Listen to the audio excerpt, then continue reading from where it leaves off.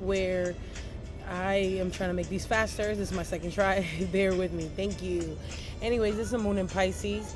And I've been researching all the inauguration days of every president, starting with Franklin Roosevelt, uh, because I don't trust him. Anyways, but as you can see in this long list, these are the, as you can look real quick, United States presidential inaugurations. They used to take place on March 4th for a very long time. I haven't quite figured out why yet.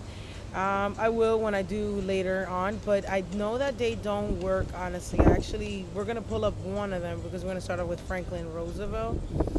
And where I am at right now, the wind is a main character, so it's going with the background, but it's not at that background, but we sure will one day.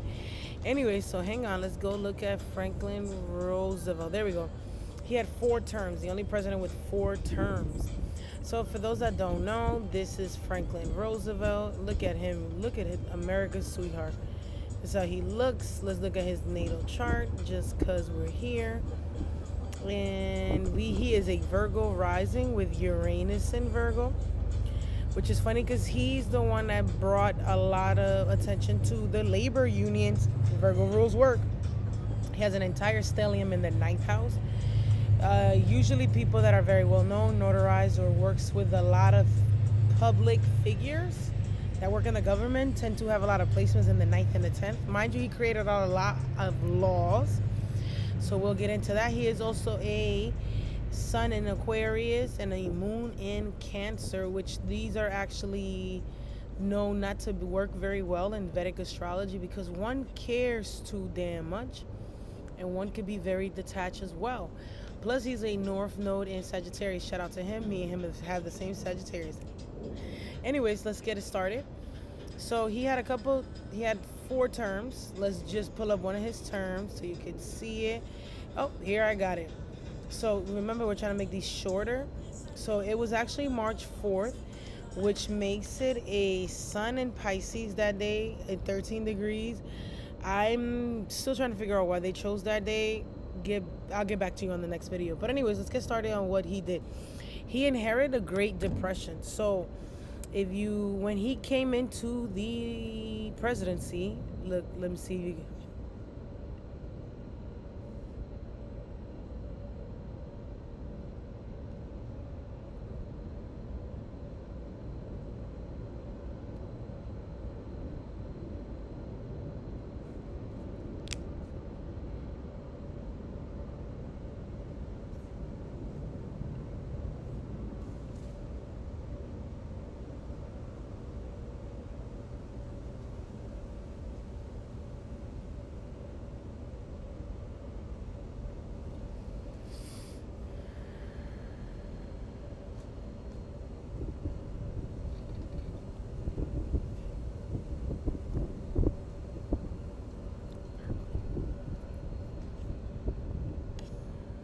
So yeah, cool things that he did. He was the first president to become very socially available, if that makes sense. I don't even know. Basically, he used to have fireside chats, which is they can hear him on the radio. His opinion, they felt more personalized than any other president, so that's pretty cool. It makes him very likable, which is funny because on his inauguration day, we have a lot of placements in Virgo. Virgo rules communication. Jupiter rules leaders as well. Those are in places of high authority, and he was a great communicator, which is what they said. Also, Mercury and Uranus, he's the first president to do that, which is funny that the moon is in Gemini, which he is like the first president to communicate directly to the American people. Moon, it rules the people in the chart. Mercury obviously rules communication. It's in Aries, the first time anybody does that, duh. Also, he was in recovery mode, trying to recover the economy. So if you really think about it, like the second house rules assets and money that we acquire, which is ruled technically by Leo, which is the sun, and the sun is up here in that 9th house next to the North Node, and Venus ruling money as well. So the focus of his laws were a lot on the economy and what's going on with the money, and try to figure out and organize that, because they were in the Great Depression and soon heading into a war. But what he does is he does a couple things that I like. So the sun in conjunct Venus, again, this is the ruler of the second house of assets. Venus is money. And then we have Saturn here opposing that second house, which is literally laws or a structure system trying to control this asset, trying to control our assets, trying to figure out what to do with them. Of course, he inherited the worst economy, which is why Rahu is in there. Rahu is kind of unattainable energy, uncontrollable, basically. So another things that we're just gonna run them through, and then we'll go back, maybe listen to the video. He took control of the banks. He gave them more rules. He restricted them, which is again the second house is the finances. Saturn is opposing, which Saturn rules restrictions. And then we have a Chiron in Taurus, which is also the 11th house rules corporations. And there again we have Uranus up there, and you're in this 11th house Placidus, and Uranus is in 11th house energy anyways because it's Aquarius. So yes, this is the first time he acquired all corporations, labors, and banks to have a set of rules, a set of systems, checks and balances. Then he also created this CEC, yes, which is what created stocks or what evaluates stocks or something like of that nature, which again, it brings me to that Saturn in Aquarius, making a trine to the moon. Moon rules the people. He also created a lot of new labor unions, and all in benefit of the people and the common man. So again, he repealed prohibition, another thing. So we have Saturn in this 8th house of hidden things that are restricted,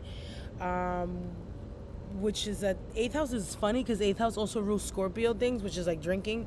And then we have a moon in the 12th house, which is hidden things, and Lilith, which is like addictive things. You know, Lilith rules addictions. And we I guess they've tried to control the liquor of some sort. Anyways, they're releasing this freedom. Aquarius rules freedom, is making a trine, which is a positive energy, which is that freedom. Again, we have Uranus, which is breaking of things and shocking things, making a hard square to Pluto, which is Pluto, other people's consumptions and shit like that. Anyways, you get it. I hope you do. Anyways, so then we have he repealed prohibition, which we already talked about that. That's also you kind of see that here with Mars and Neptune, going back to that Ketu, because that was been installed. Also, he created a lot of jobs for young men, which is the 5th house ruler, children actually. He brought them to the light, like eliminating those child labor laws, whatever the case may be. Social Security was also established, which is an 8th house things, other people's assets, other people's money. Again, this is all for that breaking of that freedom for the people. It also allows labor people to strike. So we have Mercury and Uranus. Uranus usually rules rebellion. Mercury rules jobs. So we have it in Aries in a conjunction, which he basically allows them to strike or whatever the case may be. That was his first term. Let's just make sure we got a lot of that covered. So yes, we got the fireside chats. Anyways, let me...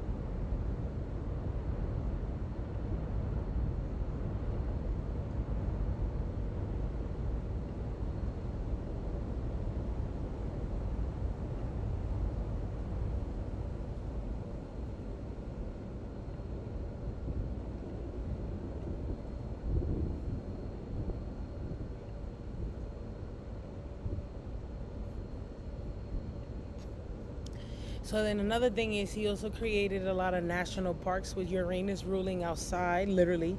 And it's up there with Mercury, and this is both Mars rules. So he created a lot of like new parks, which created a lot of new jobs. And obviously some of that infrastructure started to begin.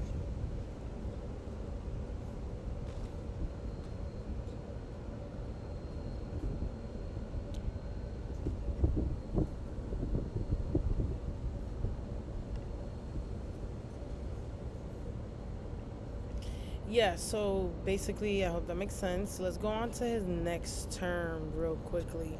So his next term is actually January 20th. This is going to go by a lot faster because we want to save them, and I want to keep your attention. Just things that I want to point out. That way, when we pull up the chart for America now, you can see where I'm getting all this information from. So the next term is the January 20th, 1937. Now let me show you how this chart looks, which is very different than the March 4th one. It actually makes more sense. So if you notice, we have the sun at 0 degrees of Aquarius. Now the sun rules our leaders, Aquarius rules humanity, which makes more sense. So the astrologer who put them onto this is a lot more smarter. And again, Taurus is the rising sign to 12 o'clock noon, which is usually when your inaugurations begin, which means that, again, Taurus is things that we own, assets, and that's what we looked upon. We're in assets, and this is a corporation. That's how I feel like America started to become a world power leader, and it started to get more organized. Anyways, so this is the second terms, and things that I want you to notice that come up. Saturn and Venus are together in the 11th house. The people were actually very pleased by the way he ran the first thing. It gave them a lot of opportunities. So that's why we have Venus in the 11th house. The audience likes their ruler. Then we see a lot of women in the workforce, a lot of women becoming leaders in office as well because of his wife. So that's the thing we're going to also see. He, like I said, he created a dam, which is water. Neptune rules water, which has also created jobs. Which is this infrastructure thing going on here, that opposition. He started to work on submarines, which is a Mars and Uranus thing, large metal objects, contractions. And this is like a first thing that they were trying to do. Like, this is the first time they do it. Again, they're still trying to recover from this recession. He goes on a lot of trips, and he appoints a lot of new judges. So let's see if we get any of that information.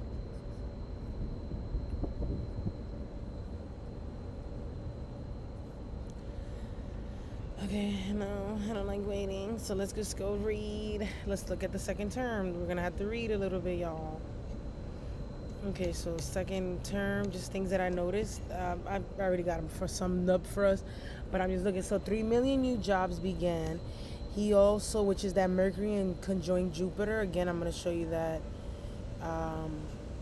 chart. You see how we have Mercury and Jupiter together. 3 million new jobs, like I said. More opportunities in the work field, and he also, this is when he actually makes the federal minimum wage. Okay, so that's one. Let's see, governor, blah blah blah, second term, second deal. Okay, foreign policies. He start creating foreign policies because there's a new war happening, which obviously he's trying to stay out of, which he actually creates a lot of like resistance on going to the war, which people are leading up. Then I think we get attacked by Pearl Harbor. Not yet. The next year we get attacked by Pearl Harbor. But the tensions are brewing up. Nuclear conferences. So this is where you would see, like I said, we have Uranus and Moon together. Those are the... is that it? No. War conferences, the big four. No, the course to the war. Well, that's the war talk that was actually already brewing up.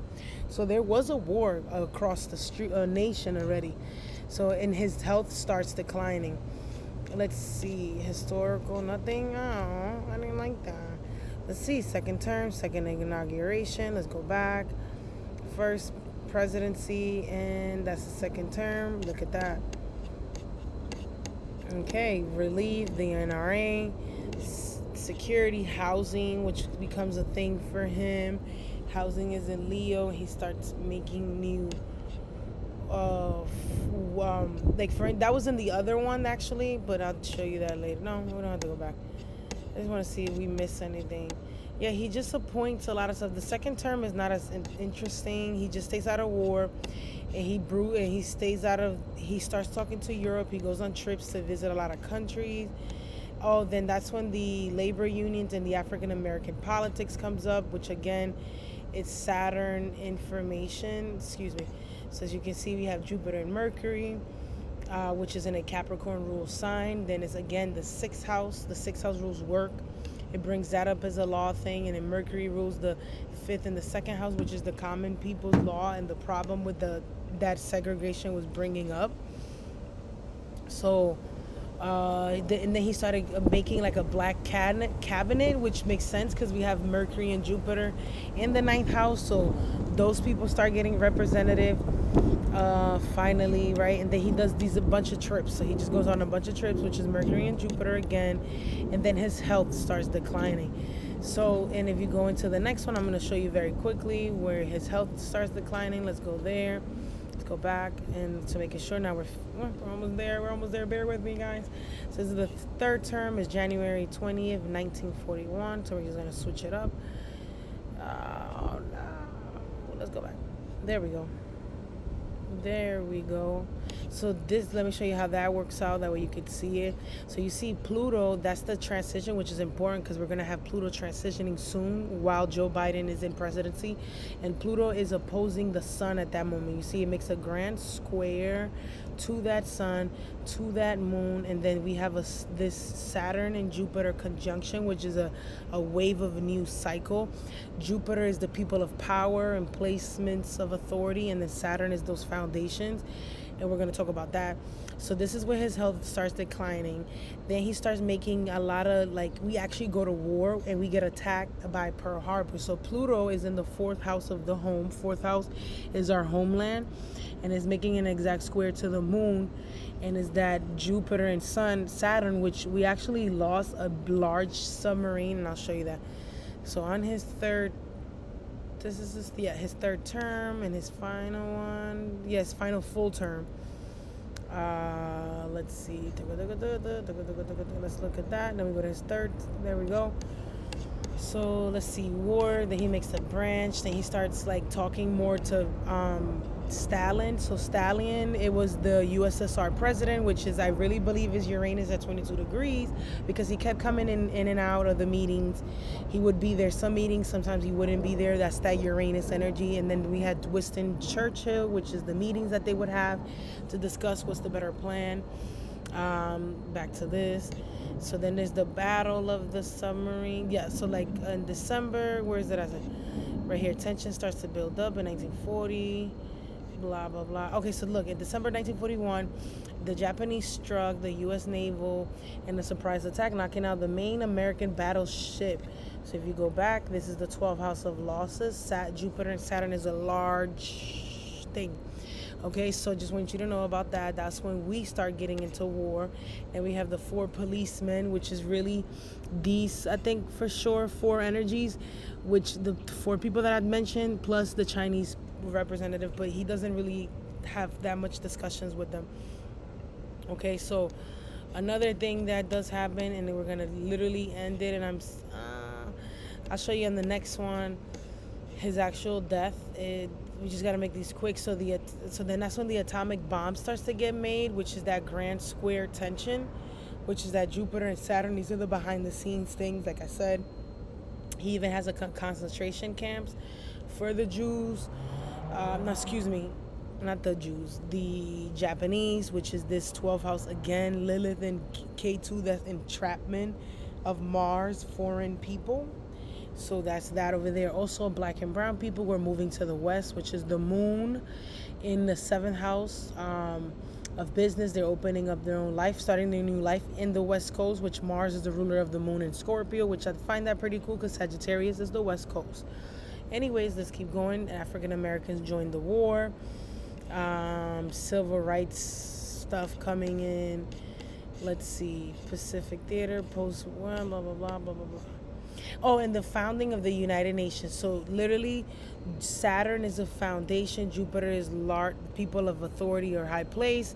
And they're combining in groups. So this is like the first time that happens.